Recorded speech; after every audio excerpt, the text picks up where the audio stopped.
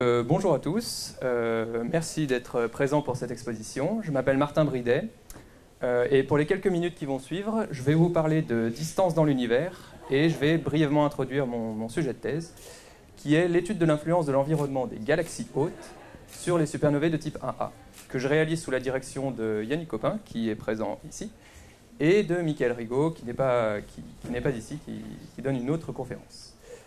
Voilà, ce projet s'inscrit dans un... Ce projet est financé par l'Europe et dont le nom s'appelle USNEC.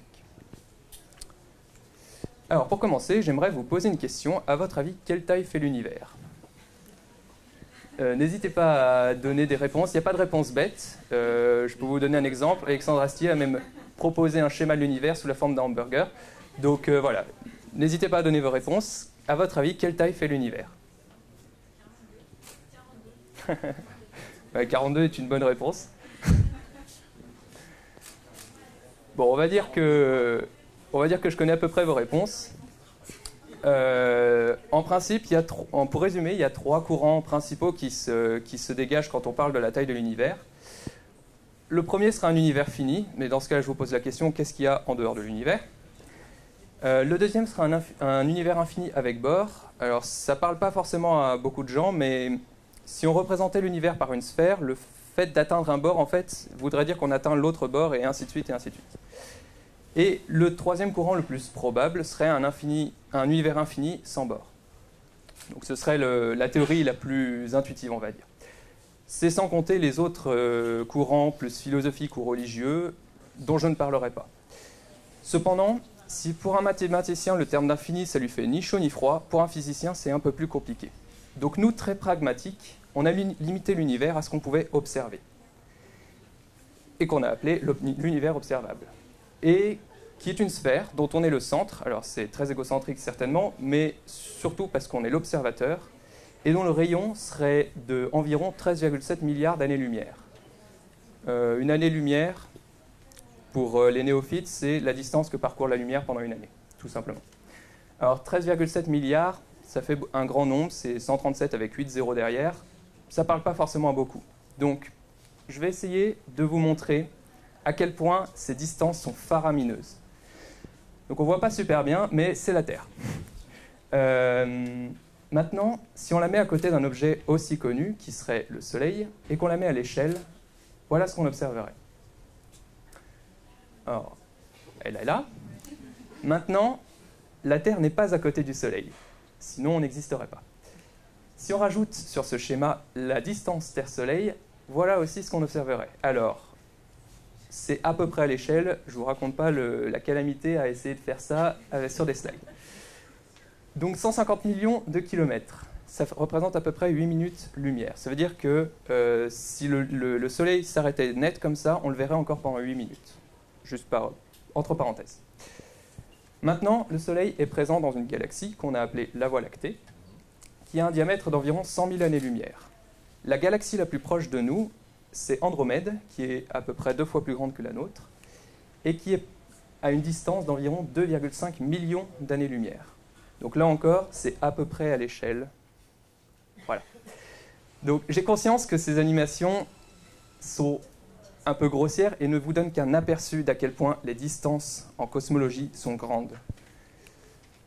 Cependant, ce n'est pas tout. Comme l'a dit Anne et Mehdi, notre univers est très grand certes, mais il le devient de plus en plus. Et encore plus précisément, il le devient de plus en plus vite. Donc mon projet, le projet sur lequel je travaille, c'est d'étudier cette expansion accélérée de l'univers. Pour ça, le meilleur moyen, c'est de mesurer la distance entre les objets. Cependant, comme on vient de le voir, les distances sont très grandes, on ne peut pas simplement poser des règles entre les objets. En cosmologie, dans l'univers, on ne dispose principalement que d'une seule information, c'est la lumière. Pour ma part, je vais m'intéresser à une source de lumière en particulier, c'est les supernovae de type 1A. Alors, ce que vous allez voir là, c'est une vidéo. Pour commencer, c'est une vue d'artiste, où on va voir une supernova dans cette galaxie. Et juste après, donc on va quitter la vue d'artiste, on va voir une image réelle de la galaxie et un dézoom complet pour voir à quel point on arrive à avoir des clichés précis et lointains grâce à nos instruments. Donc, pouf, voici la supernovae de type 1A. Et là, on a quitté la vue d'artiste. Donc là, c'est des images réelles, c'est des vrais clichés qui ont été pris. Donc, l'avantage des supernovae de type 1A, c'est que leur luminosité est quasiment, généralement, toujours équivalente à la luminosité totale de toute leur galaxie haute. Par haute, j'entends celle qui contient la supernovae. Donc vous pouvez, bon, on ne voit pas super bien, mais là c'est un ciel noir normalement, et ce qui apparaît c'est la grande ours. Donc le fait qu'elle soit très lumineuse nous permet de les voir très loin et d'avoir des mesures qui sont relativement bien précises. Alors c'est quoi une supernovae de type 1A? Ceci est une théorie. C'est un système binaire d'étoiles avec une naine blanche au centre et une étoile secondaire qui va donner de la matière à la naine blanche. Cette naine blanche, une fois qu'elle va dépasser une masse critique qu'on appelle la masse de Chandrasekhar, qui est de 1,4 masse solaire à peu près, va exploser en supernovae de type 1A. Voilà, ce n'est qu'une théorie, ce n'est qu'un modèle. Le problème, c'est qu'on ne peut pas observer ce qui se passe avant la supernova, parce qu'on détecte une supernova, on ne voit pas ce qui s'est passé avant. Mais ce qu'on observe, c'est que les supernovae ont quasiment tout le temps la même luminosité.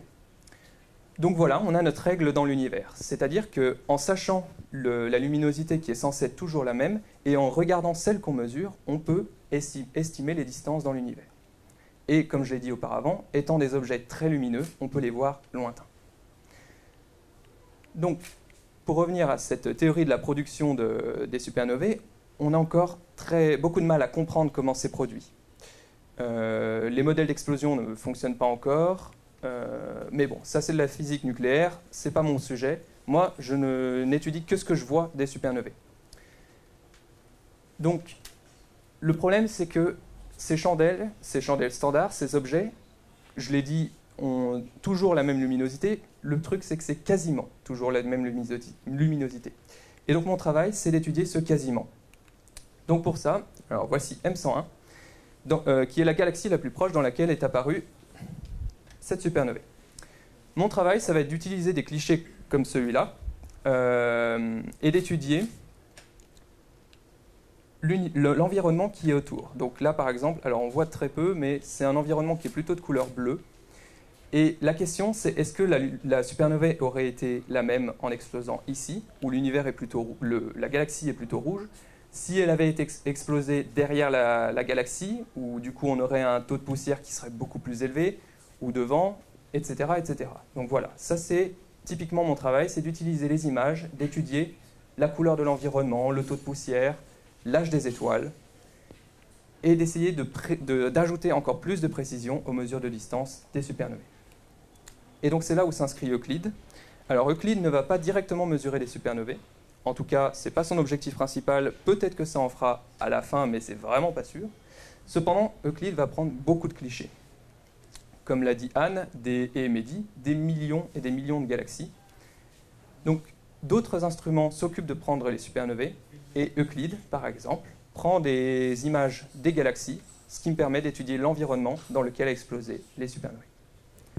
Voilà, c'est tout pour moi. Si vous avez des questions, je serai ravi d'y répondre.